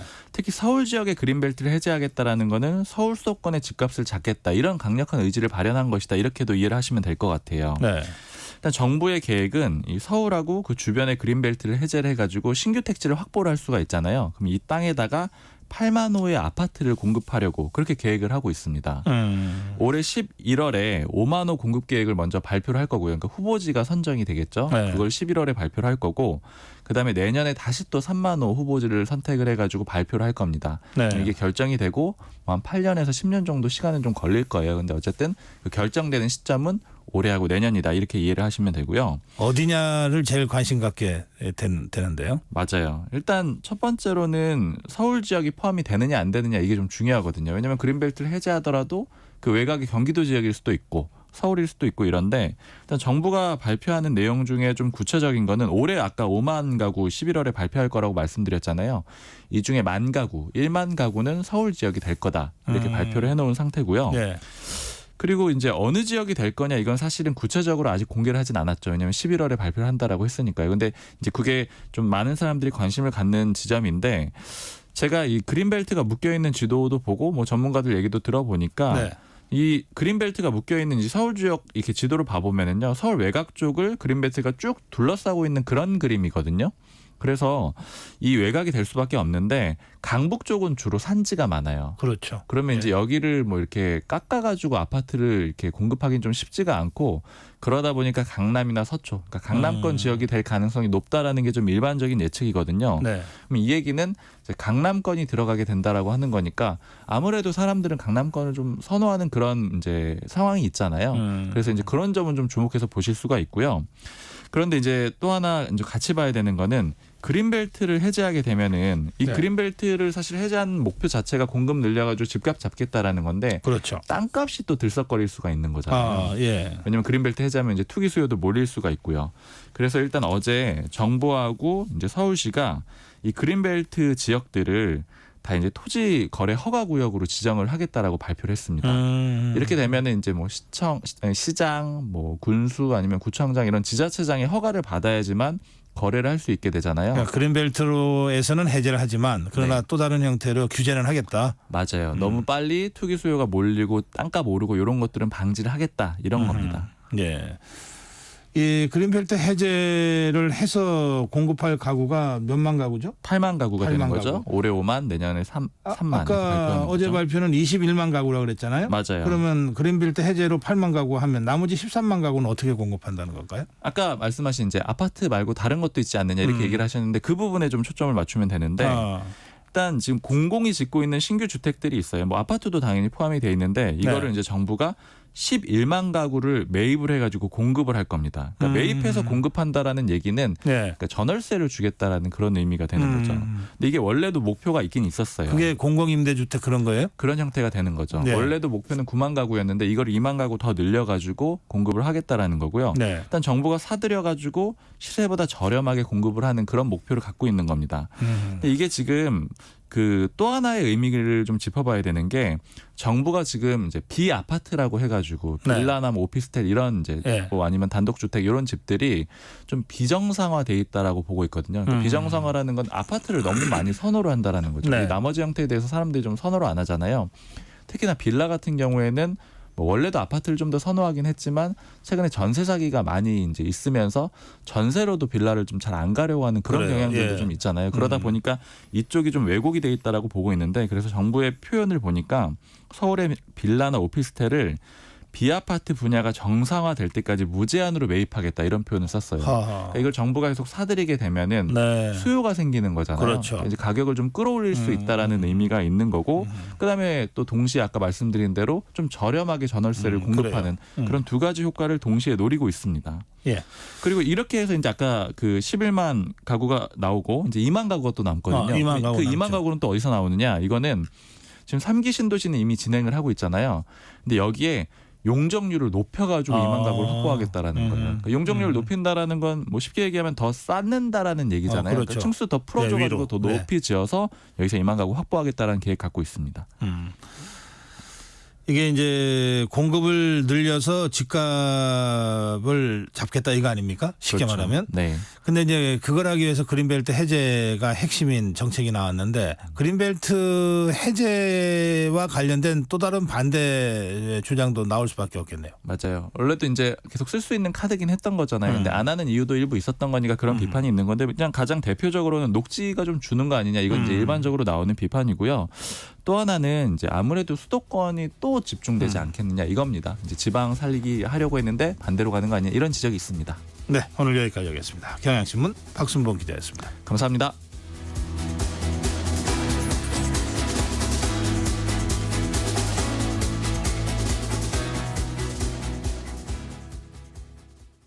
(2024년 10월 1일부터) 폐기물 처리 현장 정보 전송 의무화가 사업장 일반 폐기물과 수출입 폐기물까지 확대 시행됩니다. 사업장 폐기물의 올바른 처리와 안전하고 투명한 관리를 위해 꼭 기억하세요. 폐기물 수집 운반자는 차량의 실시간 위치 정보를, 폐기물을 처분하거나 재활용하는 자는 반입된 폐기물의 중량과 함께 촬영된 영상 정보를 실시간으로 전송해야 합니다. 보다 자세한 사항은 폐기물 처리 현장 정보 관리 시스템 홈페이지를 참고하세요. 이 캠페인은 환경부와 한국환경공단이 함께합니다. 잠시 후 8시 반부터 일부 지역국에서는 해당 지역 방송을 보내드립니다. 워렌 버핏은 가치 투자, 필립 피셔는 성장주 투자, 피터 린치는 장기 투자. 방법은 달라도 목표는 하나. 성기영의 경제쇼가 성공의 길로 안내합니다. 깊이 있게, 명쾌하게, 지금 이 시대 경제에 관한 모든 것을 알려드립니다. 평일 오후 4시 5분 성기영의 경제쇼와 함께하십시오.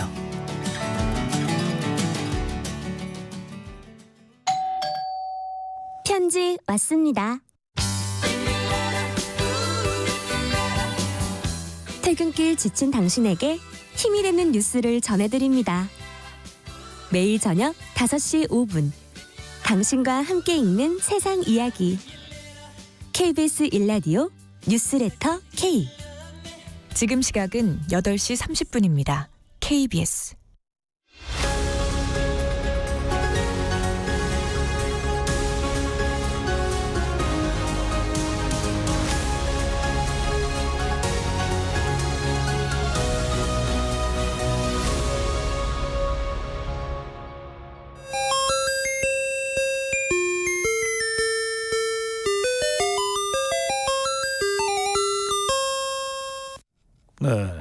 네, 정치 공부 시간입니다.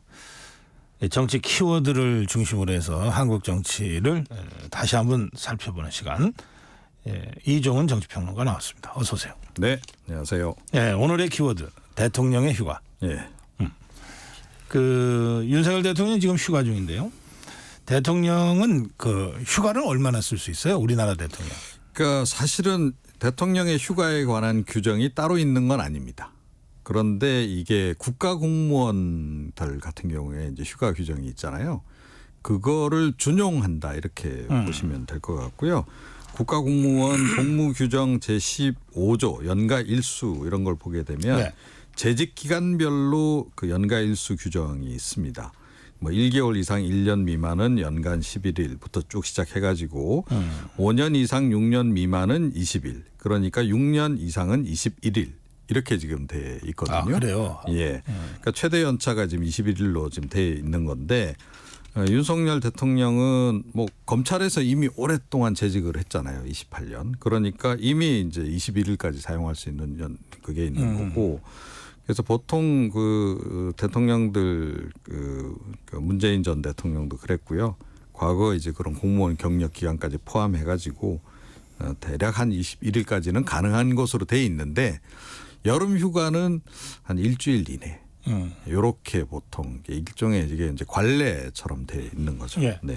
뭐 대통령이 휴가를 다 쓰는 경우는 별로 없었던 것 같은데. 그렇죠. 뭐 이런저런 이유로. 네, 맞습니다. 네. 우리나라가 대통령 휴가에 대해서는 좀 너무 인색한 거 아닌가 네, 그런 생각도 좀 들긴 합니다. 네, 잠시 후에 좀 자세하게 살펴주시면 좋겠습니다만 미국 대통령하고는 너무 차이가 많이 나네요. 네, 그러니까 미국 대통령도 마찬가지로 뭐 이렇게 규정이 따로 있는 건 아닌데 간혹 이제 너무 제 맘대로 많이 쓰신다는 지적을 받는 대통령들이 받을 정도로 예. 예. 네, 미국 있죠. 대통령들은 뭐 휴가에 관해서는 바이든 지금 현 대통령도 휴가 일수를 그 역대 2번째로 많이 쓰신 거로 지금 또 예. 집권 3년 차에 뭐 400일 넘게 쓰셨다 이래가지고 그러니까 매년 100일 가까이 썼다는 뜻이죠. 그렇죠.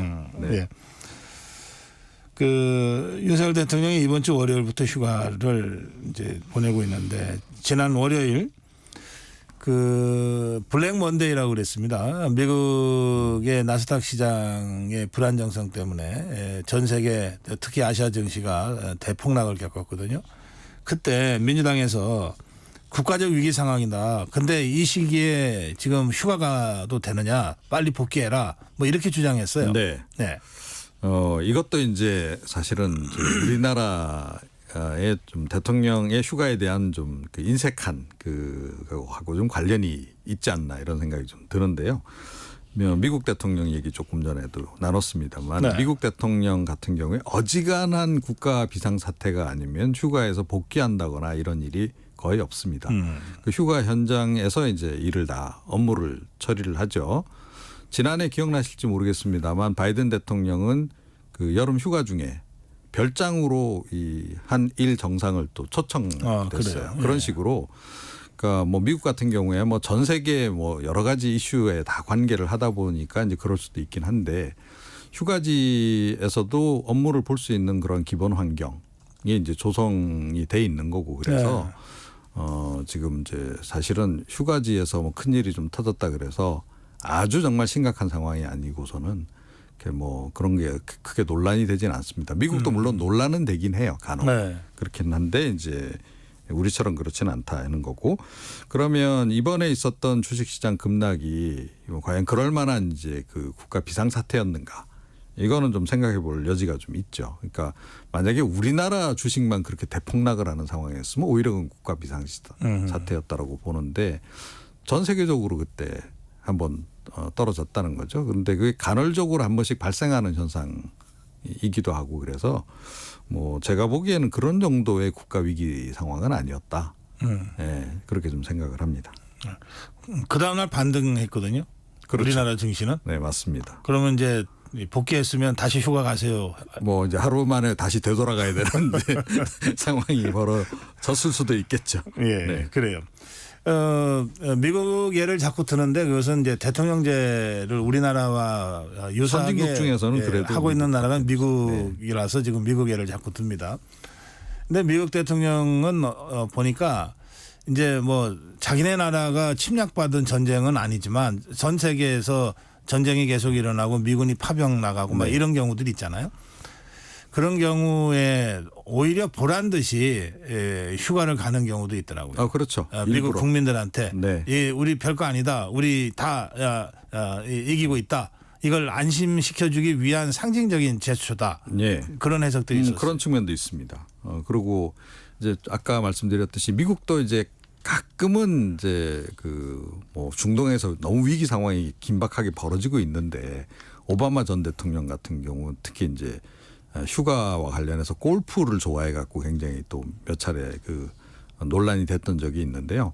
한창 그 이라크전이 가열되고 있는 그 상황에서 골프 치는 사진이 이렇게 보도가 되고 그러면서 한번 논란이 되기도 했습니다. 그래서 하루 복귀를 했다가 다시 이제 휴가를 가는 상황이 있었는데 그거 자체가 또 논란이 됐어요. 뭐냐면 아니 휴가에서 복귀했다가 돌아가면 예산이 또 한 10몇 억이 들어가는데 그럴 정도로까지 이게 그럴 사안이었느냐.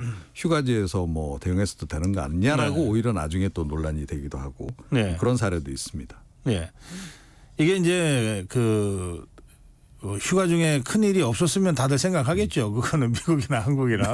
근데 어디 뭐 대형 사고가 뭐 이게 준비됐다가 터지는 건 아니잖아요. 예.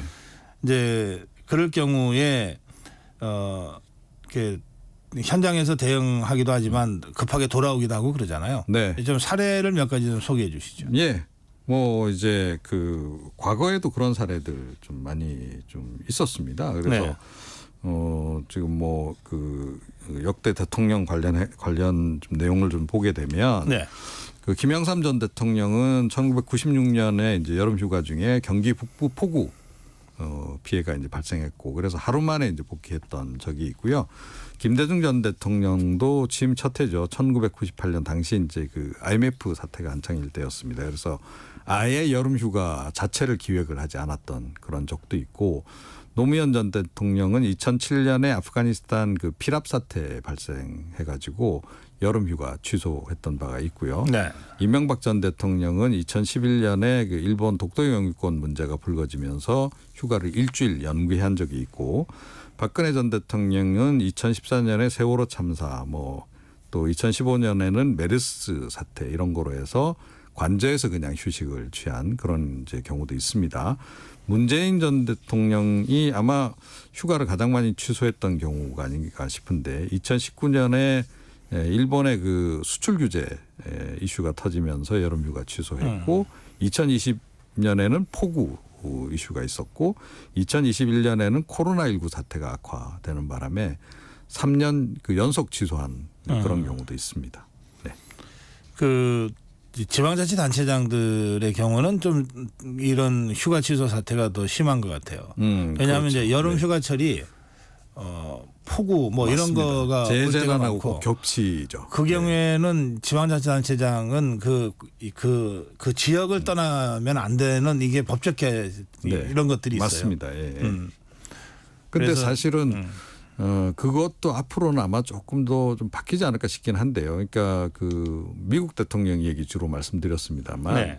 유럽의 정상들, 총리나 뭐 심지어 그 장차관들도 해외로 휴가 가는 경우가 굉장히 많습니다. 또 아시다시피 유럽은 또 여름 휴가 또 길게 가잖아요. 그래요. 한 2, 3주를 뭐 이렇게 뭐 영국 총리가 뭐 예를 들어서 미국에서 휴가를 보낸다거나 그런 경우까지 있거든요. 그래서 우리도 아마 휴가에 대한 그 국가 지도자들 휴가 문제는 앞으로 조금 우리도 이제 뭐 세계 10위권 정도의 선진국이라고 한다면 조금 좀 지금보다는 좀 완화돼야 되지 않을까. 대통령도 국가 지도자도 쉬어야 되니까요. 그래 또 쉬는 동안에 여러 가지 새로운 구상도 또 생기고 하는 거니까. 그 다른 나라는 어떤지 모르겠는데 이제 우리나라는 대통령이 휴가를 안 가는데 밑에 비서들이 갈 수가 없죠. 없는 못 낼 거예요. 그렇죠. 그러면 대통령실이 휴가를 안 가는데 장관들이 휴가 가겠다 그럴 수도 또 못 갑니다. 그럼 장관이 안 가는데 차관이 가겠어요? 그 밑에 국장들도 못 결국 100만 공무원들이 다 이런 것 때문에라도 이 대통령이 휴가를 간다. 역대 정권에서 보면 이제 그런 고민들이 좀 있었던 것 같아요. 그렇습니다. 실제로 그러니까 우리나라의 독특한 이제 그런 공직 문화 때문에 이제 그런 거죠. 조직 문화라고도 봐야 될 것 같고 회사에서도 비슷하잖아요. 그런데 그래서 사실은 대통령은 일부러라도 가야 된다. 또 자치단체장 같은 경우에도 마찬가지 일부러라도 좀 가야 된다. 그런 얘기를 좀 하죠.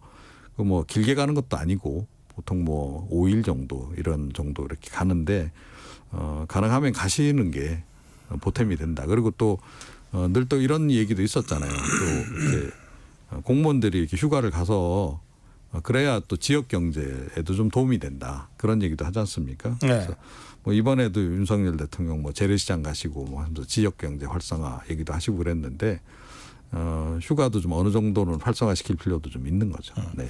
그 대통령들이 휴가 갈 때 보면은 꼭 무슨 책을 갖고 간다고 이러고 보도가 되더라고요. 그럼 이제 그 책이 되게 또 베스트셀러가 되기도 하고. 그렇죠. 그 저도 이제 그 뭐 잠깐 뭐 저 외국에 나가거나 이렇게 좀 휴식을 취할 때 그것 좀 따라 해보려고 했어요. 안 되더라고요. 물론 이제 정치적 상징과 메시지니까. 그렇죠. 그러니까 그 문민정부 이후의 일종의 이제 관례처럼 역대 대통령이 이제 여름 휴가철마다 피서지에서 읽으면 좋을 책, 뭐 추천 목록 이런 게 이제 올라오고 그랬죠. 그래서 그것 자체가 사실은 좀 메시지다 이런 얘기도 있습니다. 보면 역대 대통령들이 휴가철에 선택한 책들을 보면 자신의 국정 철학하고 관련된 게 굉장히 많아요.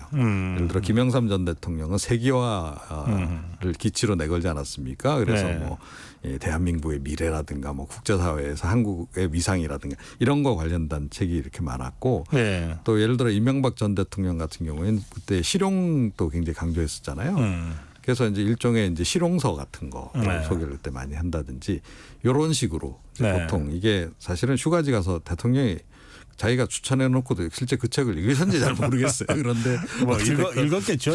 국민들께서 이런 책을 읽어봐 주십시오 하는 건데 제 경우는 집만 됐습니다. 이 다들 이제 이 대통령이 여름휴가를 하면 뭔가 전국 구상을 하고 오잖아요. 그렇죠.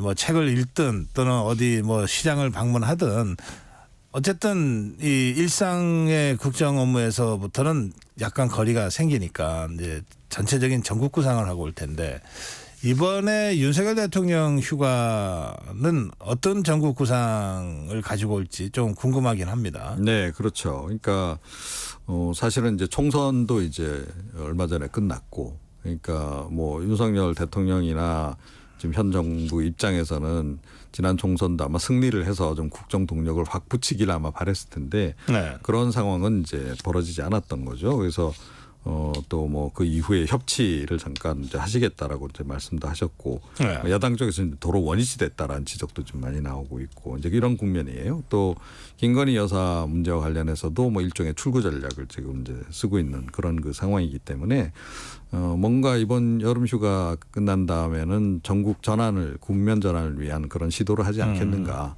그런 얘기들이 좀 많이 나오고 있긴 합니다. 네. 그래서 다들 이 휴가 갔다 온 이후에 전국 구상에 대한 이제 기대와 관심을 좀 갖게 되는 거죠. 그렇죠. 네, 예. 오늘 대통령의 휴가 여기까지 하겠습니다. 이종훈 평론가였습니다.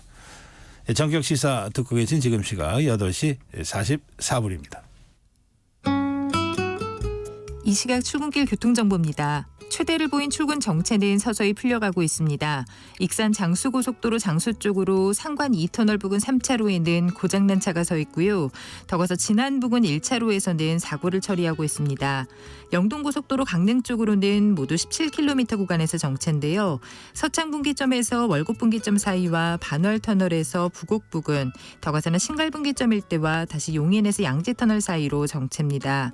이후 강원권 횡성휴게소 부근 3차로에는 고장난 차가 서 있습니다. 경부고속도로 부산 쪽으로는 잠원부터 서초 사이와 신갈분기점에서 수원 일대, 다시 남사 진위에서 남사 사이로 정체고요. 이후 북천안 부근 4차로에서는 장애물을 처리하고 있습니다. 그 밖에 서울시내 영동대교 북단에서 남단 쪽으로 북단 부근 3차로에서는 사고가 나면서 부근으로 많이 혼잡합니다. KBS 교통정보센터에서 김민희였습니다.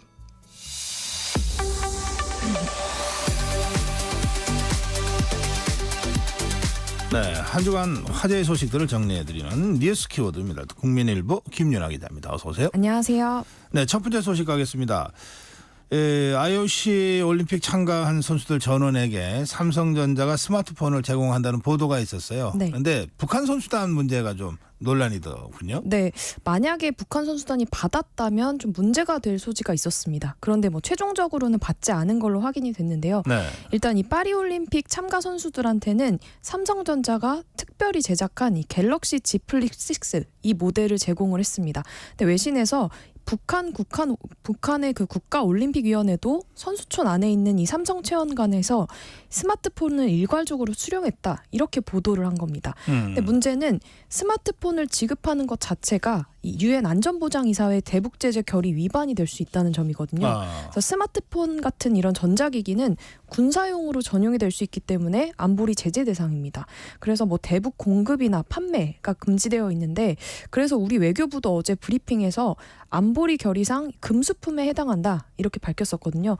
그런데 어제 저녁에 IOC가 북한 선수단이 이 삼성폰을 받지 않았음을 공식 확인한다 이렇게 입장을 내면서 해프닝으로 일단락이 됐습니다. 그래서 스마트폰 지급과 관련한 해프닝 이번 올림픽이 처음이 아니었는데요.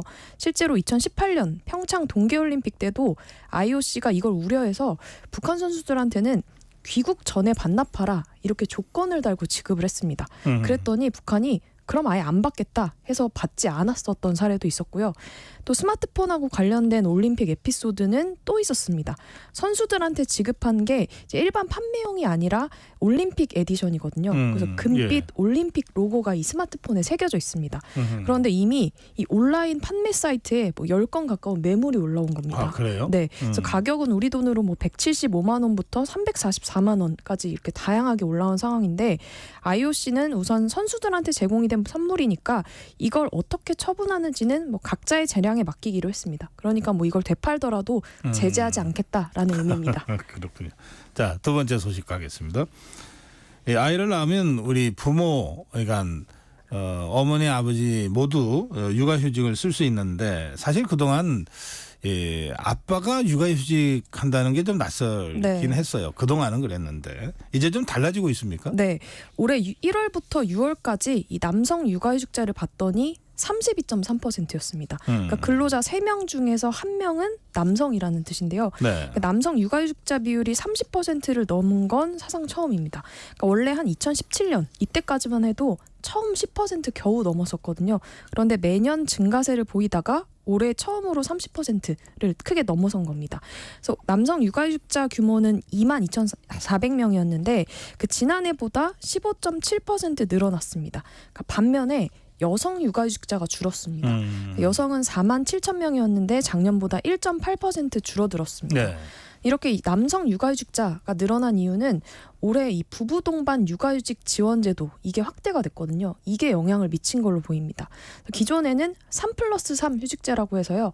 부모가 모두 육아휴직을 사용하는 경우에 첫 3개월은 통상임금 100% 다 지급을 했습니다. 네. 근데 올해부터 이게 확대가 돼서요. 이제는 6+6입니다. 첫 6개월로 확대를 했고 자녀 연령도 원래는 뭐 생후 12개월 이내에 써야 됐었는데 올해부터는 생후 18개월 이내로 확대가 된 겁니다. 이렇게 뭐 제도가 확대되고 좋아지다 보니까 실제로 휴직자도 늘어나고 있긴 한데요. 그런데 아직도 갈 길이 멀긴 합니다. 아무래도 뭐 휴직 제도가 대기업들이 위주로 사용하다 보니까 상대적으로 중소기업에서는 여전히 뭐 쓰기 어렵다 이런 분위기가 강합니다. 그래서 회사 규모별로 보면 근로자가 1,000명 이상인 사업장 같은 경우에는 이 남성 육아휴직자 비율이 43.5% 그러니까 거의 절반에 달했거든요. 네. 네. 그런데 100명 미만인 사업장은 22.7%에 그쳤습니다. 그러니까 여전히 중소기업에서는 육아휴직을 쓰기 어려운 분위기다라는 뜻입니다. 그렇군요. 자, 세 번째 소식 가겠습니다. 고령화가 심각해지면서 기초생활보장급여 기초수급자 10명 중에 4명이 노인인 것으로 지금 분석이 됐네요. 네, 기초생활보장급여를 받는 일반 수급자 10명 중에서 4명이 65세 이상 노인이었습니다. 기초생활보장제도라는 게 이 국가가 저소득층의 생활을 돕기 위해서 급여를 지급하는 복지제도거든요. 근데 이게 그냥 다 주는 게 아니라 수급자로 선정되기 위한 이 소득 인정액이 있습니다. 네. 그런데 65세 이상 노인이 특히 많았다는 건 그만큼 이 노인들의 빈곤이 심각하다라는 뜻인데요. 그러니까 노인 인구만 기준으로 보면 10명 중에 1명이 수급자라는 뜻이었고요. 절대적 빈곤층에 속해 있는 상황입니다. 그리고 성별로 보면 여성 수급자가 남성보다 많았습니다. 어느 연령대가 수급자 비율이 높은지를 봤더니 이 남성은 40세에서 64세 사이, 그러니까 중년인 경우가 가장 많았고요. 네. 그 다음에 그 노년기였습니다. 그러니까 반면에 여성은 노년기가 가장 많았습니다. 근데 문제는 이 고령화가 심화되면서 이 노인 인구가 차지하는 수급자 비중 이게 점점 늘어나고 있다는 건데요. 10년 전하고 비교를 해보면 노인 수급자 비율이 11%포인트나 늘어난 상황입니다. 경제협력개발기구 OECD 통계를 봐도 특히 우리나라의 그 노인 빈곤 심각한데요. 네. 2009년 이후에 계속 우리나라가 1위를 하고 있습니다. 2020년 한국의 66세 이상 노인 인구의 소득 빈곤율이 40%를 넘었는데 이게 OECD 회원국 평균하고 비교를 해도 3배 가까이 높은 상황입니다. 네. 이미 초고령화 사회가 되고 있는데 그 노인 인구가 절대 빈곤의 비율이 매우 높다. 네. 이건 어떤 형태로든 우리 사회와 국가가 정말 대책을 좀 시급히 내놔야 될 그런 문제인 것 같습니다. 자, 네 번째 소식 가겠습니다. 좋은 실적을 냈는데 주가는 오히려 하락했어요. 네. 이런 기업이 60%에 달한다. 이게 무슨 얘기입니까? 네, 사실 이 증시에서는 실적이 좋으면 주가가 상승한다라는 기대가 그게 상식 있는데, 아닌가요? 네. 네. 사실 들여다봤더니 그것과 일치하지 않는 경우가 60%였다라는 뜻입니다. 그래서 지난주 금요일까지를 기준으로 그 올해 2분기 실적을 발표한 상장사 106곳 분석을 해봤더니요. 실적 전망치를 웃돈 기업이 57개사였습니다. 그러니까 실적 전망치는 증권사 뭐 3곳 이상의 전망치를 기준으로 분석을 한 거니까 그 평균적이었던 건데요. 이 중에서 34개사, 그러니까 60%는 그 종가가 실적 발표 직전일보다 오히려 낮았습니다. 그래요? 네. 그러니까 쉽게 말해서 시장 기대보다도 더 좋은 실적을 냈는데 오히려 주가가 떨어진 기업이 10곳 중에 6곳이나 됐다는 뜻입니다. 네. 그러니까 아까도 말씀드렸지만 원래 상식적으로는 뭐 기업들의 실적 개선이 이루어지면 증시에 또 호재가 된다라는 게 일반적인 기대였잖아요. 네. 그런데 주가가 오히려 정반대 흐름을 보이고 있는 겁니다. 뭐 대표적인 기업 보면요. 하나시스템, 여기는 올해 2분기의 영업이익이 시장 전망치보다 80%나 높았거든요. 네. 그런데 주가는 실적 발표 이후에 4일 만에 13% 가까이 떨어졌습니다.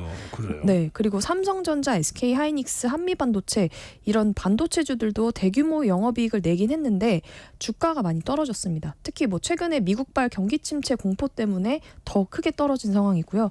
실적이 좋게 나오면서 오른 종목들도 있기는 했습니다. 조선업체가 주로 주가가 크게 올랐었는데 네. HD현대의 세계 계열사 여기는 실적 발표 다음 날 52주 신고가 경신했고요.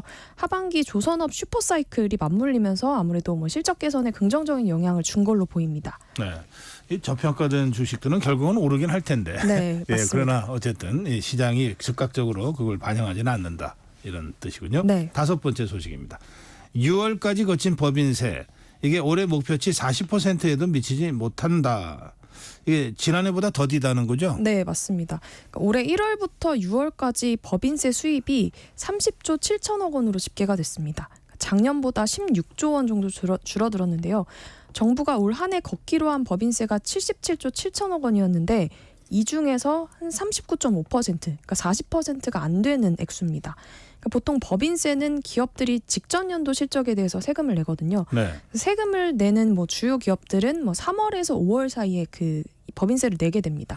이때 한 해 목표치의 한 60%가 거치게 되는데 그런데 올해 상반기에는 삼성전자, SK하이닉스 이렇게 법인세 많이 내는 곳들이 있었거든요. 그런데 이런 곳들이 한 푼도 내지 못했습니다. 그러니까 작년에 영업 적자를 기록했기 때문인데요. 그렇죠. 네. 네. 그래서 작년이 세수 결손이 가장 많이 났던 해다, 심각하다, 뭐 이런 기사들 굉장히 많았었는데 그때가 총 56조 원 세수 결손이 났었거든요. 네. 그런데 그때도 상반기에는 법인세 진도율이 44.5%는 됐습니다. 그런데 올해는 40%도 못 미치는 상황이니까 작년보다도 더 안 좋아진 겁니다. 그러네요. 네, 그래서 법인세가 줄어들면 뭐 지방세, 국세 이렇게 줄줄이 영향을 미치게 되는데요. 법인이 사업연도 종료일을 기준으로 그 마지막 날로부터 4개월 이내에 이 지방소득세 형태로 세금을 냅니다. 그래서 이렇게 지방세가 거치게 되는데 그러니까 법인 실적이 감소하면 뭐 국세 수입뿐만 아니라 지방 세수에도 영향을 줄 수밖에 없다는 뜻입니다. 네. 그래서 올해 지방세 진도율이 작년 상반기보다 떨어진 곳들 봤더니 뭐 서울, 인천, 광주 비롯해서 10곳이나 됐습니다. 그러니까 진도율이 지난해보다 낮다는 거는 뭐 올해 지방세 실적이 예상보다 적을 가능성이 크다라는 의미입니다. 네. 그나마 하반기에는 지방세 수가 조금은 개선될 수도 있다라는 좀 긍정적인 전망도 나오는데요. 재산세가 9월에 나옵니다. 그래서 올해 이제 아파트를 비롯한 공동주택 공시가격이 좀 올랐거든요. 예. 그러면 이제 재산세 수입도 늘어나게 되고 또 최근에 부동산 거래량이 굉장히 증가하고 있잖아요. 그래서 여기에 따른 취득세가 늘어나고 있어서 뭐 세수 회복에 좀 긍정적인 영향을 줄 수 있다. 이런 관측도 나옵니다. 그렇군요. 자, 마지막 소식 가겠습니다. 요즘 건강한 식사를 위해서 도시락을 정기적으로 배달해서 먹는 구독형 도시락이 인기가 높은데요. 이게 좀 문제가 많다고요. 네, 그 한국소비자원이 구독형 도시락 52개를 대상으로 안전 실태 조사를 했는데요. 식단을 정기적으로 제공하는 도시락 업체들이었습니다. 이 중에서 37개 제품이 식품 표시 기준에 맞지 않았는데요. 뭐 저열량, 저나트륨, 고단백 이런 거를 강조를 했는데 실제로는 그 함량이 기준을 초과하거나 미달했다는 거고요. 네. 또 뭐 당류 함량 0g 이렇게 표시를 했는데 실제로는 당이 들어있는 경우도 있었습니다.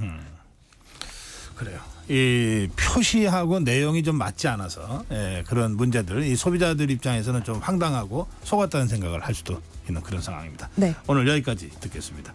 뉴스 키워드 국민일보 김윤아 기자와 함께했습니다. 고맙습니다. 감사합니다. 네, 8월 9일 금요일 정격 시사 오늘은 여기서 마치겠습니다. 여름 휴가 막바지 주말입니다. 여러분 주말 잘 보내시고요. 월요일에 뵙겠습니다. 고성국이었습니다. 전국적으로 무더위